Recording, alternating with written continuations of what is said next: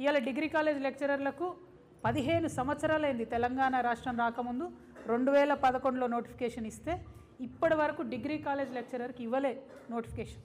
First time after 15 years వస్తుంది. సరే 15 ఏళ్ళ తర్వాత నోటిఫికేషన్ వస్తుంది కదా అనుకుంటే దానికి ఒక కొత్త జీవో నంబర్ 4 అని తెచ్చారు.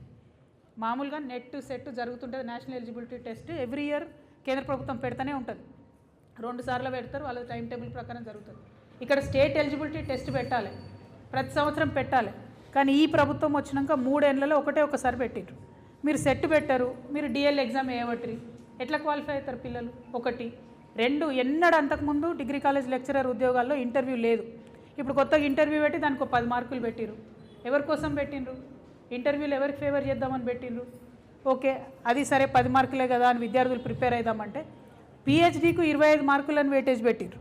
ఎందుకోసం 25 మార్కులు పెట్టిండ్రు పిహెచ్డీకి అని అంటే ఆన్సర్ లేదు. పోనీ పిహెచ్డీలు మీరు అడ్మిషన్లు బాగా బీభత్సంగా ఇస్తున్నారా అంటే అది కూడా లేదు. ఎక్కడ అడ్మిషనే లేదు, మీరు పిహెచ్డీ ఎట్లా పెడతారు ఎలిజిబిలిటీ? దానికి కూడా 25 మార్క్స్ పెట్టిండ్రు. అంటే ఇది కేవలం ఎట్లయితే గ్రూప్ 1లో కొంతమందిని సెలెక్ట్ చేసుకోవడానికి కొన్ని సెంటర్లు వేసిర్రో డిగ్రీ కాలేజ్లో కూడా మీకు నచ్చిన వాళ్ళను, మీ నాయకుల పిల్లలను, కాంగ్రెస్ కార్యకర్తలను నింపుకోవడానికి మాత్రమే ఈ కొత్త జీవో ఇవ్వడం జరిగింది. ఇందులో ఎటువంటి అనుమానం లేదు. ఈ జీవో 4ని తక్షణమే రద్దు చేయాలి. దాదాపుగా 40,000 మంది విద్యార్థులు దీని మీదనే ఆధారపడి ఎన్నో రోజుల నుంచి ప్రిపేర్ అవుతున్నారు. ఖచ్చితంగా రద్దు చేయాలి.